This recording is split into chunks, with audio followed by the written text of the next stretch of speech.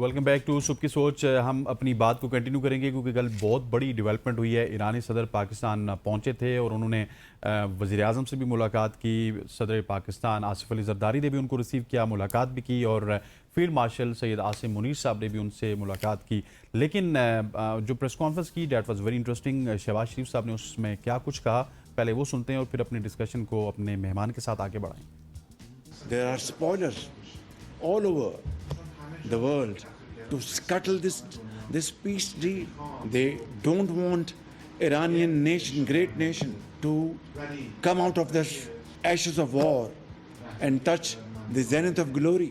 There cannot be double standards, two standards, that some countries can have ballistic missiles and Iran shouldn't have. This is simply, you cannot digest this kind of duplicity. So I think I wanted to make it very clear, Excellency, that the MOU which has been signed by me as a mediator does not mention about ballistic missiles at all. بالکل جی, یہ آپ نے سنا اور اس سے متعلق ہم نے پہلے بھی بات کیا. اب ہمیں جوائن کر چکے ہیں اسی پر بات کرنے کے لیے ارباب خضر حیات خان صاحب. آپ ایڈیشنل سیکرٹری ہیں انفارمیشن پاکستان مسلم لیگ نون کے. Thank you so much sir for your time. سب سے پہلے تو سر آپ اس دورے کو کیسے دیکھ رہے ہیں؟ بڑا ہی گلوریس ڈے تھا پاکستان کے لیے کل. دیکھیے جی, جہاں تک یہ جو ایران اور امریکہ کے مابین جو ایک بہت سرد جنگ چھڑ چکی تھی اور دنیا جو ہے وہ ایک تیسری وار کی طرف جا رہی تھی, لیکن ایسے میں پاکستان نے اور بالخصوص پاکستان کے فیلڈ مارشل عاصم منیر صاحب اور پرائم منسٹر شہباز شریف صاحب نے جو کردار ادا کیا ہے, تو میرے خیال میں رہتی دنیا تک اسے یاد رکھا جائے گا. کیونکہ اگر یہ MOU سائن نہ ہوتا اور یہ جنگ نہ رکتی تو دنیا میں پتہ نہیں کہ اب تک کیا کچھ ہو چکا ہوتا. کئی ہزاروں کی تعداد میں جانیں ضائع ہوتی اور دنیا کا ایک نقشہ جو ہے نا وہ مکمل طور پر بدل چکا ہوتا. لیکن پاکستان چونکہ وہ ہمیشہ سے امن کا خواہاں رہا ہے اور ایک پرامن ملک رہا ہے, اور ہمیشہ سے پاکستان کی یہ کوشش رہی ہے کہ پوری دنیا میں امن ہو. کیونکہ اگر ہم اپنے ملک کے لیے جو سوچتے ہیں تو وہ دوسری دنیا کے لیے بھی وہ سوچتے ہیں, اور یہی وجہ ہے کہ پاکستان نے اس میں بہت بڑی کامیابی حاصل کی. پھر اس کے بعد کل پوری دنیا نے دیکھا کہ کس طرح ایران کے صدر پاکستان آئے اور انہوں نے پاکستان کے بارے میں جو الفاظ کہے, تو یہ ہمارے لیے ایک بہت بڑی کامیابی ہے. گزشتہ روز میں بھی یہاں پر پشاور میں جو ایران کے قونصل جنرل ہے, تو میں نے وہاں قونصل خانے کا وزٹ کیا تھا. تو وہاں پر قونصل جنرل کے ساتھ ملاقات جب میں نے کی تو انہوں نے بھی بہت اچھے ان کا اظہار کیا ہے, ایک خیر مقدمیہ ہے پاکستان کے اس اقدام کا, اور انہوں نے خیبر پختونخوا کے عوام کا بہت شکریہ ادا کیا ہے کہ خیبر پختونخوا کے عوام مشکل کی اس گھڑی میں ان کے ساتھ کھڑے تھے اور ہر قسم کی تعاون کی یقین دہانی کروائی تھی. تو ایران جو کہ ہمارا ہمسایہ ملک ہے اور ہمسایوں کا ویسے بھی بہت قدر بھی کیا جاتا ہے, اور ان کی یعنی اچھے اور برے میں ان کا ساتھ بھی دینا چاہیے, جو کہ پاکستان نے کیا ہے. اور پھر امریکہ نے بھی جو پاکستان کی جو کارکردگی ہے اس کو سراہا ہے, اور بالخصوص جو پریزیڈنٹ ٹرمپ ہے تو ان کے بیانات تو گزشتہ چند مہینوں سے پوری دنیا دیکھ رہی ہے کہ کس طرح وہ فیلڈ مارشل اور پرائم منسٹر صاحب کو جن الفاظ سے وہ نواز رہے ہیں اور ان کو جو عزت دے رہے ہیں. تو یہ دیکھیں نا, یہ پاکستان کی کامیابیاں ہے.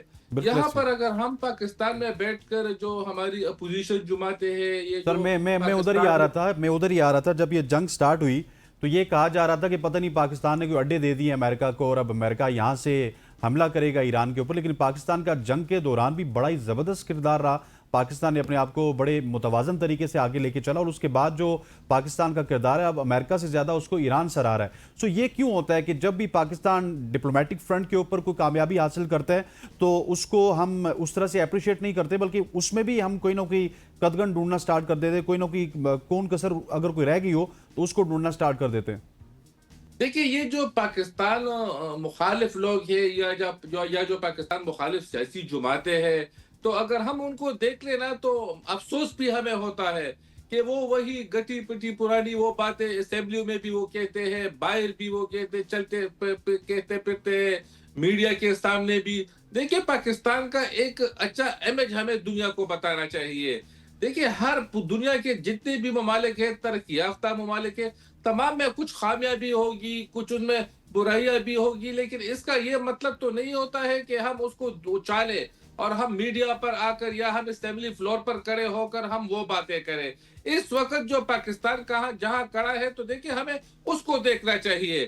اور میں تو بارہا اپوزیشن جماعتوں کے جو ہمارے دوست احباب ہیں اور ہمارے ساتھ ٹاک شوز میں بیٹھے ہوتے ہیں، تو میں ان کو بھی یہی باتیں کہتا ہوں کہ دیکھیے آپ اس وقت پاکستان کی تعریف کریں، پاکستان کی اچھائیاں برائی کہیں، پاکستان کی یعنی جو پاکستان جو اقدام اٹھا رہے ہیں اس کی آپ تعریف کریں، لیکن مجھے بڑے افسوس کے ساتھ کہنا پڑ رہا ہے کہ ان کی سوچ نہیں بدلتی ہے۔ اور یہ جو لوگ ہیں تو یہ اپنے آپ کو محب وطن بھی کہتے ہیں، جو کہ محب وطن نہیں ہے، کیونکہ اس وقت جو پاکستان کی پوزیشن ہے تو پوری دنیا میں اگر آپ دیکھیں نا، ایسے ممالک تھے جو کہ پاکستان کو جانتے بھی نہیں تھے، آج وہ بھی پاکستان کو جاننے لگے ہیں۔ آج ہماری پاسپورٹ کی بہت عزت ہو گئی ہے۔ ایک وقت تھا کہ ہمارا پاسپورٹ جو ہے نا تو وہ تو آپ کسی کو دکھا بھی نہیں سکتے تھے۔ آج اگر آپ دنیا میں کہیں پر بھی پاکستان کے پاسپورٹ کسی ایئرپورٹ امیگریشن والوں کو دکھائے تو وہ آپ کو قدر کی نظر سے دیکھتے ہیں، وہ آپ کو عزت کی نظر سے دیکھتے ہیں۔ اور یہ میرے خیال میں ہماری اپوزیشن کو یا جو پاکستان مخالف سیاسی جماعتیں ہیں یا جو پاکستان مخالف لوگ ہیں ان کو سمجھ نہیں آتی ہے، اور ہم تو بارہا یہ کوشش کرتے ہیں کہ وہ اس کو سمجھ لے، کیونکہ دیکھیے پاکستان جو ہے نا، اگر پاکستان ہوگا تو ہم ہوں گے، اگر خدا نہ خواستہ پاکستان نہیں ہوگا، پاکستان کی عزت نہیں ہوگی تو پھر ہماری بھی عزت نہیں ہے، کیونکہ ملک کی جب عزت ہوگی تو میری بھی عزت ہوگی، پوری دنیا میں ہوگی، اور اگر خدا نہ خواستہ ہمارے ملک کی عزت نہیں ہوگی تو میری بھی کوئی عزت نہیں کرے گا، آپ کی بھی کوئی نہیں کرے گا، کسی کی کوئی نہیں کرے گا۔ تو اس لیے ہمیں پازیٹیو سوچنا چاہیے۔ اور جو اس وقت پاکستان کے حالات ہیں، بالخصوص میں اس وقت جو کہ خیبر پختونخوا میں ہوں، پشاور میں بیٹھا ہوں، تو دیکھیں ہمارے خیبر پختونخوا کے حالات بہت خراب ہے، یہ تو پوری دنیا کو پتا ہے۔ میں بلوچستان کی بات بھی کروں گا کہ وہاں بھی حالات خراب ہے، لیکن یہاں پر خیبر پختونخوا کی جو حکومت ہے تو وہ تو دیکھیں نا، ان کو تو نہ صوبے سے کوئی غرض ہے نہ ان کو ملک سے کوئی غرض ہے، ورنہ یہاں کے حالات یہ ہے کہ یہاں پر شام کے بعد ہم اپنے گھروں سے باہر نہیں نکل سکتے ہیں۔ اور بے چونکہ چڑھے وہ بنو دی خان وزیرستان وہ تو چھوڑے، پشاور کی میں بات کروں گا، پشاور سے 1 کلومیٹر دور آپ نہیں جا سکتے ہیں۔ اگر ہم گھر سے نکلتے ہیں تو ہمیں پھر یہ پتہ نہیں ہوتے کہ ہم واپس گھر لوٹیں گے یا نہیں لوٹیں گے، اور اس کی وجہ یہ ہے کہ یہاں پر گڈ گورننس نہیں ہے، یہاں پر حکومت نام کی کوئی چیز نہیں ہے۔ یہ باتیں میں اس لیے نہیں کر رہا ہوں کہ میرا تعلق یہاں پر خیبر پختونخوا میں اپوزیشن سے ہے، بلکہ میں وہ بتا رہا ہوں جو کہ خیبر پختونخوا کے بچے کی زبان پر ہے، میں وہ باتیں آپ کو بتا رہا ہوں۔ یہاں پر دیکھیں نا دہشت گردی کہاں پر پہنچ چکی ہے، یہاں پر نہ ہمارے سیکیورٹی اہلکار جو ہے وہ محفوظ ہے، آئے روز شہادتیں ہوتی ہے، یہ 4 7 6 7 8 یہ تو روزانہ کی بنیاد پر ہوتی ہے۔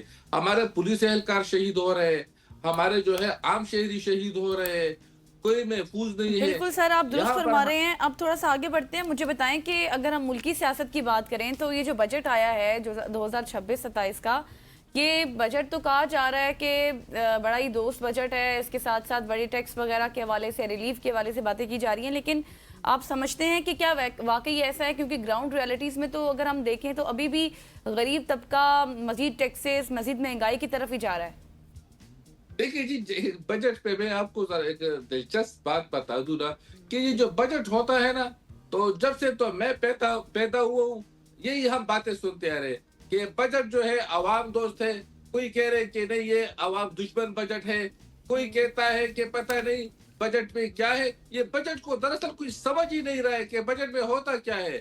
دیکھیے کوئی حکومت جو ہے نا وہ یہ نہیں چاہتی ہے کہ ہم کوئی ایسا بجٹ پیش کر لیں جس سے عوام کو تکلیف ہو، جس سے جو ہے نا جس سے ملک کی جڑیں کمزور ہو۔ ہر کوئی یہ چاہتا ہے کہ وہ عوام دوست بجٹ پیش کر لے، لیکن مجھے افسوس کے ساتھ کہنا پڑتا ہے کہ کچھ لوگوں کو بجٹ کی سمجھ ہی نہیں آتی ہے کہ بجٹ میں ہے کیا۔ ہر کوئی یہ کہتا ہے، جو اپوزیشن جو باتیں ہوتی ہے کہ بجٹ الفاظ کا ہیر پیر ہے اور اس میں یہ ہے وہ ہے، بس پتہ نہیں ایک اپنی طرف سے وہ لگے رہتے ہیں، لیکن حقیقت یہ ہے دیکھیں نا کہ جو یہ بجٹ تیار ہوتا ہے تو اس کے لیے باقاعدہ ایک ٹیم بیٹھتی ہے، وہ اس کے پلس اور مائنس پوائنٹس دیکھتے ہیں، ہمیشہ جو ہے نا وہ خسارے کا بجٹ پیش کر دیا جاتا ہے کیونکہ عوام کو ریلیف دینا پڑتا ہے. اور جہاں تک میں مرکز کی بات کروں گا، وفاق کی بات کروں گا، تو وفاق کی تو مثال جو ہوتی ہے نا وہ والدین کی طرح ہوتی ہے. اور وفاق ہمیشہ یہ چاہتا ہے کہ وہ تمام صوبوں کے ساتھ یعنی ایک جیسا سلوک کرے. اور پھر 18th امینڈمنٹ کے بعد تو ہے وہ تو تمام اختیارات ویسے بھی صوبوں کو مل چکے ہیں اور تمام صوبے خود مختار ہے. تو یہی وجہ ہے کہ عوام جو ہے نا، عوام کو ہمیشہ سے یعنی ایک عوام دوست بجٹ ہی دیا جاتا ہے. اور اس پر تمامی جو بجٹ دیا گیا ہے تو وہ دیکھیں اس کے اثرات آئیں گے، عوام کو ضرور وہ پتہ وہ چلے گا. دیکھیں پیٹرول کی قیمتیں چونکہ ویکلی وہ کم ہوتی ہے، تو جہاں تک میری اطلاعات ہے تو اب پرسوں جو جمعہ آ رہا ہے تو اس میں پیٹرول کی قیمتیں اور بھی کم ہو رہی ہے، یہ 250 روپے سے بھی کم آ جائے گی. تو دیکھیں نا یہ جو ہے نا، چونکہ اس وقت جو ہے نا تو ہماری تمام تر توجہ، گورنمنٹ کی تمام تر توجہ وہ ایران اور امریکہ کے اس پہ تھی، اور اب شکر ہے کہ وہ مسئلہ حل ہو چکا ہے. تو اب آپ دیکھیں کہ اب پاکستان بھی ترقی کرے گا، پاکستان بہت آگے جانے والا ہے. جو یہ سوچ رہے تھے کہ پاکستان کا پتہ نہیں کیا ہوگا اور پاکستان کا نام و نشان مٹ جائے گا، یہ ہو جائے گا، وہ ہو جائے گا، تو دیکھیں نا اب وہ تمام لوگوں کی جو ہے نا اب ان کی نیندیں بھی حرام ہو چکی ہے. میں ان لوگوں کی بات کر رہا ہوں جو پاکستان مخالف لوگ ہیں، وہ یہ نہیں چاہتے کہ پاکستان ترقی کرے، لیکن پاکستان تو ترقی کی طرف گامزن ہے. اور اگلا بجٹ جو آنے والا ہے تو اس میں پھر پوری قوم دیکھ لے گی کہ ریلیف کیا ہوتا ہے.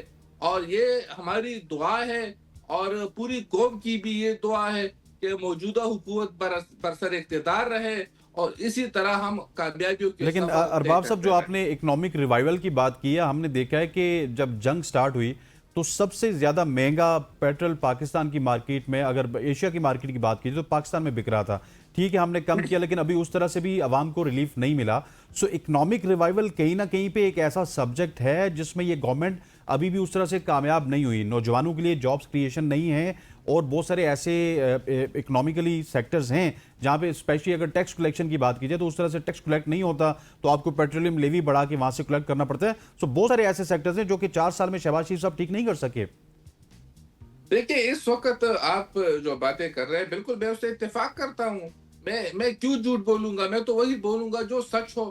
لیکن اگر ہم دیکھیں تو اس مرتبہ جو ٹیکس میں جو ہے نا وہ جو تاجر ہے، جو دکانیں ہیں، چھوٹی دکانیں ہیں، اگر کوئی درزی بھی ہے، جو بھی ہو، تو دیکھیں نا ان تمام پر ایک فکس ٹیکس عائد کیا جا رہا ہے. پہلے تو جو تھا نا تو پہلے تو ایک مخصوص طبقہ تھا وہ ٹیکس کے اندر وہ بس پنسا ہوا تھا، تو اب اس کو وسیع کر دیا گیا ہے. تو اب جو ہے نا تو اب یہ مشکلات کم ہوں گی اور ہمارے پاس تو کوئی دوسرا آپشن ہی نہیں تھا. وہ احسن اقبال صاحب کا بیان جو ہے وہ ریکارڈ پہ موجود ہے کہ انہوں نے کہا تھا کہ ہم لیوی سے اپنی یہ جو تمام ضروریات ہیں وہ پوری کر رہے ہیں. اور یہی وجہ تھی کہ پوری دنیا میں بالکل پیٹرول کی قیمتوں میں فرق تھا اور ہمارے میں زیادہ فرق تھا. تو وہ لیویز جو بڑھائی گئی تھی تو وہ صرف اور صرف ملک کی خاطر بڑھائی گئی تھی اور اب اس کو وہ کم بھی کیا جا رہا ہے. لیکن دوسری بات میں بتاتا چلوں کہ اگر ہم دیکھیں تو ہندوستان میں اگر مثال میں دے دوں تو وہاں پر پیٹرول پمپوں پر جو ہے نا وہ قطاریں لگی ہوئی تھی. وہاں پر آپ گیس دیکھیں، گیس وہاں پہ نہیں ہے، وہاں پر بھی قطاریں لگی ہوتی ہی گیس کے لیے. لیکن شکر ہے خود کے یہ اللہ تعالیٰ کا بہت بڑا شکر ہے کہ پاکستان میں ہم نے ایسا کچھ نہیں دیکھا ہے. نہ آپ نے پیٹرول پمپوں پہ رش دیکھا ہوگا، نہ یہاں پر گیس کی قلت تھی، یہاں پہ سب کچھ ٹھیک چل رہا تھا.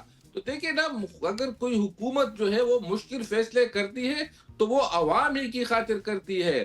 میں آپ کو یاد دلاتا چلوں کہ جب 2023 میں جب جو پی ڈی ایم کی حکومت بنی تھی اور ایک مخصوص جو جماعت تھی جس کے وہ خاتمہ ہوا تھا حکومت کا، تو دیکھیں اس وقت کوئی بھی حکومت لینے کو تیار نہیں تھا. اس وقت تو ملک دیوالیہ ہونے کے قریب پہنچ چکا تھا. لیکن پاکستان مسلم لیگ نون نے اپنی سیاست کی قربانی دے کر اس وقت وہ گورنمنٹ سنبھالی اور وہ بھی صرف اور صرف پاکستان کی خاطر، پاکستان کی عوام کی خاطر. حالانکہ جب الیکشن تھا 2024 کا تو اس میں ہمیں لوگوں کی بہت باتیں بھی سننی پڑی تھی کہ یہ لوگ آ گئے تھے، انہوں نے یہ کیا وہ کیا، لیکن ہم نے ان کی پرواہ نہیں کی ان باتوں کی کیونکہ ہمیں پاکستان کی فکر تھی. ہم نے بالکل اپنی سیاست کی قربانی دی تھی لیکن ملک کو بچایا تھا. اور جہاں تک آپ روزگار کی بات کر رہے ہیں تو بالکل دیکھیں نوجوانوں کے لیے تو ہماری گورنمنٹ بہت کچھ کر رہی ہے. जिस तरह लैपटॉप्स की है, तो देखिए ना, हमने यहाँ पर किसी को क्लैशोकोफ नहीं दिया है, ना हमने किसी को जो है ना तो वो दहशतगर्दी के उसमें वो डाला है कि आप लोग दहशतगर्दियां करें, आप चोरियां करें, आप डाके डालें। हमने उनको कलम दिया है, हमने उनको लैपटॉप दिया है, और ये भी हमारी बहुत बड़ी कामयाबी है। और देखिए अब जो है ना, तो अब गवर्नमेंट जो है वो अगला जो बजट आने वाला है तो उसमें भी पूरी कौम देख लेगी कि हम क्या लाने वाले हैं। और मियां शहबाज शरीफ साहब के जो वो है ना, उनका जो विजन है, उनकी जो वो सोच है मुल्क के लिए, तो वो किसी से टकी छुपी नहीं है। वो तो मेरे ख्याल में पूरे दिन में है, वो तो 2 घंटे भी नहीं सोते हैं। वो तो दिन रात पाकिस्तान का सोचते हैं और पाकिस्तान की बेहतरी का सोचते हैं। और हम सबकी भी यही ख्वाहिश है कि पाकिस्तान मजीद तरक्की करे। और मैं ये भी अक्सर सोचता हूँ कि ये जो हमारी जो अपोजिशन जमातें हैं, तो देखिए इनको चाहिए कि ये भी बेहतर सोचे और पाकिस्तान की मुफाद में बातें करे। लेकिन देखिए कल मैं देख रहा था अचकजई साहब की बातें कि मैं हर एक घर से एक बंदा लूंगा और पता नहीं अपना एक लश्कर बनाऊंगा। और देखिए तो इस किस्म की बातें जो है ना वो ये मुल्क में अनारकी फैलाती है और ये मुल्क की मुफाद में ये बातें नहीं होती है। तो हम सबको चाहिए कि हम पाकिस्तान की बेहतरी का सोचे और पाकिस्तान को जो हमारे पास अगर तजावीज हो, अपोजिशन के पास तजावीज हो, तो वो उसको आगे लाना चाहिए कि हम मुल्क को बेहतरी की तरफ किस तरह ले जा सकते हैं, ना ये कि हम मायूसी की बातें करें और आवाम बिल्कुल को सर, आपने हराएं। दुरुस्त फरमाया। अच्छा सर, एक और भी पॉइंट है, मैं चाहती हूँ उस पर भी आप क्या सोचते हैं, क्या समझते हैं आपकी पार्टी, क्योंकि जिस तरह से वज़ीर आज़म साहब ने अब पाकिस्तान तहरीक इंसाफ को कहा है कि वो आए बैठे बात करें मेज़ पर, तो अब आपको लगता नहीं है कि हम दुनिया में हमारा एक नाम है, दुनिया हम पर यकीन भी कर रही है, हम मेडिएशन करा रहे हैं, फिर हर कंट्री हमारी तरफ देख भी रहा है, हमारी फॉरेन पॉलिसीज़ को भी सराहा रहा है, तो अपने मुल्क के जो कॉन्फ्लिक्ट्स हैं उनको भी दूर करना चाहिए, उन पर भी बात होनी चाहिए। पाकिस्तान तहरीक इंसाफ के साथ जो हमारे कॉन्फ्लिक्ट्स हैं, जो कुछ भी है, उसको भी ख़त्म होना चाहिए।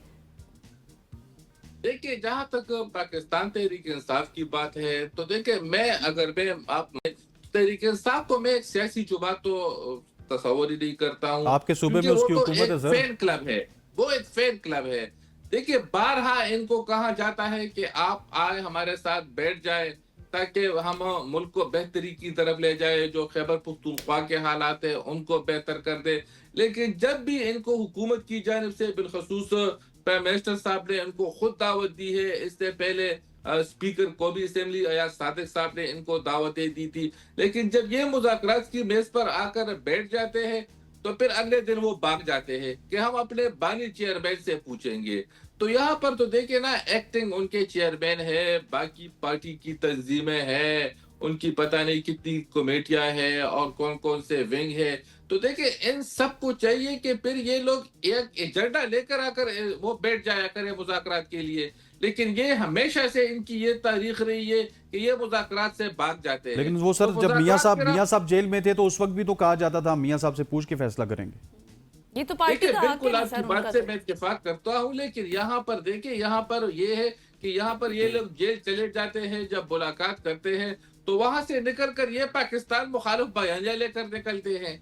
अगर आप इनके बयानात में देख ले तो बहुत से इनमें तजाद होता है। अगर खान साहब की बेले मुलाकात करती है, वो बयान लेकर कर एक बात करती है, जब पार्टी की लीडरशिप मिलती है वो बयान लेकर कोई दूसरा वो बात करती है, जब अगर खैबर पख्तूनख्वा की क़यादत मिलती थी तो वो बाहर आकर कोई दूसरी बात शुरू कर देती। और उसकी वाज़ेह मिसाल तो ये है कि यहाँ पर पेशावर में जो क्रिकेट स्टेडियम है, जो कि हमारे दादा के नाम पे है, अरबाब नियाज क्रिकेट स्टेडियम, तो देखिए वहां पर यहाँ पर जो उस वक्त के वज़ीर आला थे अली अमीन गंडापुर साहब, तो वो चले गए, उन्होंने कहा कि मुझे खान साहब ने कहा है कि स्टेडियम का नाम बदल दे। और उसके बाद जो खान साहब की बैले बाहर निकली है, उन्होंने कहा कि खान साहब कहते हैं कि मेरे नाम पर किसी किस्म का कोई स्टेडियम वगैरह नहीं होगा। लेकिन उसके बावजूद भी देखिए यहाँ पर पेशावर स्टेडियम का जो अरबाब नियाज स्टेडियम है उसका नाम बदल दिया गया, वहां पर बोर्ड अवेजा कर दिया गया, अरबाब इमरान खान क्रिकेट स्टेडियम। तो देखिए इस किस्म की और भी बहुत सी मिसालें मौजूद है। तो यही वजह है कि ये मुलाकातों पर हर कोई तो कहते हैं कि पाबंदियां लगी है, लेकिन हकीकत इसके बरक्स भी है। और मैं हमेशा ये कहता आ रहा हूँ गुज़श्ता चंद महीनों से کہ خان صاحب خود ان لوگوں سے ملنا نہیں چاہتے ہیں، کیونکہ ان پر یہ لوگ عیاں ہو چکے ہیں. یہ لوگ وہاں پر جا کر ٹک ٹاک کے لیے ویڈیوز بناتے ہیں اور پھر وہاں سے چلے جاتے ہیں. یعنی حقیقی معنوں میں انہوں نے خان صاحب کی رہائی کے لیے کیا کیا ہے؟ اگر آپ ان کے وزیر اعلیٰ کے بیانات دیکھ لیں، پاکستان مخالف بیانات، پاک فوج کو ٹارگٹ کرتے ہیں، ریاست کو ٹارگٹ کرتے ہیں، تو دیکھیں اس طرح تو نہیں چلتا ہے نا. آپ کچھ دکھائیں گے کہ ہم بالکل ایسے نہیں چلے گا. اچھا میں ایک اور پوائنٹ کے اوپر بھی آپ کی رائے لینا چاہتا ہوں ارباب صاحب. جو پرائم منسٹر کا کہنا ہے کہ 2018 کے الیکشن کے نتائج پر بننے والی اگر پی ٹی آئی کی حکومت جائز تھی تو یہ بھی مان لیجئے کہ پھر ہماری گورنمنٹ بھی جائز ہے. سو اس بیان سے کیا مطلب لیا جائے؟ ایک طرف وہ مذاکرات کا کہہ رہے ہیں، پھر ان کو کہہ رہے ہیں کہ اگر ہم داندلی سے ہیں تو پھر آپ بھی داندلی سے آئیں. دیکھیے جہاں تک داندلی کی بات ہے تو ایک بات تو بالکل واضح ہے کہ 2018 کے الیکشن وہ چوری ہوا تھا. اور 2018 کی بات تو آپ چھوڑے، اگر میں خیبر پختونخوا کی آپ کو بتا دوں تو یہاں پر تو 2013 میں بھی حکومت چوری ہوئی ہے، 2018 میں بھی ہوئی ہے، اور یہاں تک کہ 2024 میں بھی ہوئی ہے.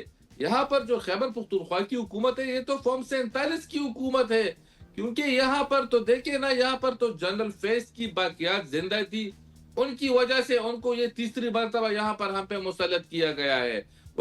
کیونکہ یہاں پر میں دیکھتا ہوں کہ جس کے آپ دیکھیں کوئی ایم پی ایس کے جن کو کوئی جانتا ہی نہیں ہو، ان کو بھی جو فارم 47 ملے ہیں تو 1 لاکھ 1.5 لاکھ، تو یہ ووٹ کہاں سے آئے ہیں؟ ان کو تو اتنا ووٹ پڑے ہی نہیں ہے. یہ تو دیکھیں. اور یہاں پر پھر مانسیرا کی جو سیٹ تھی، جو کہ میاں نواز شریف صاحب صبح تک 7 بجے تک وہ 50,000 لیڈ سے وہ سیٹ جیت رہے تھے، لیکن جب ریزلٹ اناؤنس ہوا میاں نواز شریف صاحب ہار گئے. اس طرح اور بھی بہت سی مثالیں ہیں. اور واضح مثال تو پھر یہ ہے کہ جب ضمنی الیکشن یہاں پہ ہوا عمر ایوب صاحب کا جو حلقہ تھا ہری پور کا، تو اس میں تو دیکھیں آر اوز ان کے تھے، ڈی پی او جن کا تھا، سب کچھ ان کے تھے، لیکن جب وہاں پر فری اینڈ فیئر الیکشن ہوا تو وہ الیکشن وہ 50,000 ووٹوں سے ہار گئے. تو اس سے تو بات صاف واضح ہو گئی ہے کہ یہاں پر تو جو ہے نا، تو یہاں پر فارم 47 کی حکومت ہے. تو دیکھیں ہر کسی کو پہلے اپنے گریبان میں دیکھنا چاہیے، پھر دوسروں پر انگلیاں اٹھانی چاہیے. اور یہ لوگ کہہ رہے ہیں کہ ہمارے پاس پوری قوم ہے اور قوم ہمارے ساتھ کھڑی ہے. تو جب خان صاحب کی آنکھ کا مسئلہ وہ ایشو پیدا ہوا تھا، اور یہاں پر خیبر پختونخوا کی بلکہ پورے ملک میں انہوں نے ایک کال دی تھی احتجاج کی، تو باقی ملک سے تو کوئی نہیں نکلا ہے.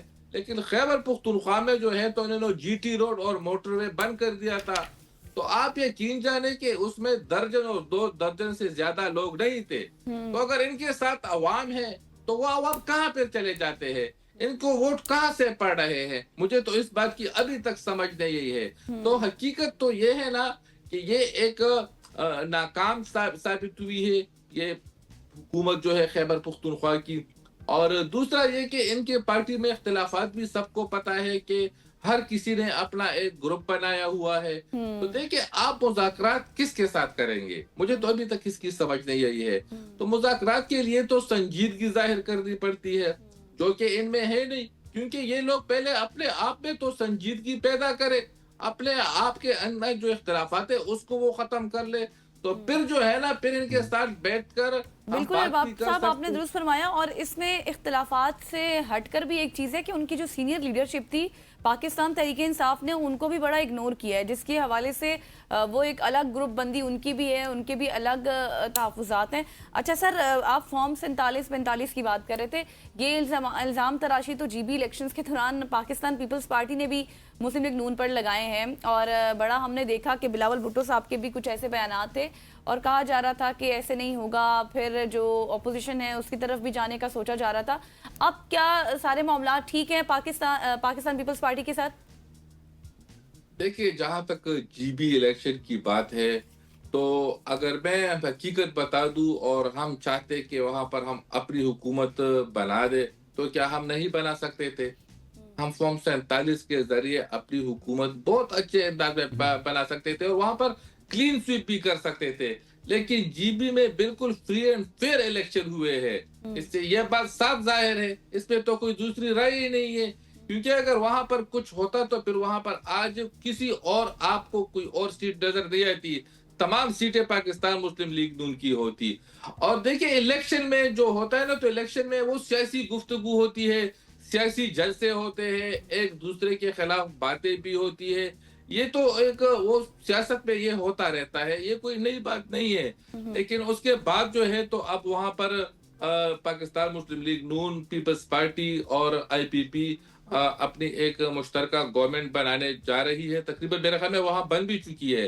तो उसके बाद तो देखिए ना, तो बस वो इस तरह है कि रात गई बात गई। तो अब रात चली गई है, बात चली गई है। ठीक हो गया सर, आपने ज़बरदस्त कह दिया। अरबाब खिज़र हयात खान साहब हमारे साथ मौजूद थे। आपकी तशरीफ़ आवरी का बहुत बहुत शुक्रिया sir, thank you for coming. और बड़ी हमने तमाम तर टॉपिक्स को कवर किया अरबाब साहब के साथ। ख़वातीन व ज़ात यहाँ पे वक्त हो जाता है एक शॉर्ट सी कमर्शियल ब्रेक का। ब्रेक लेते हैं, वापस आते हैं, हमारे साथ रहिए।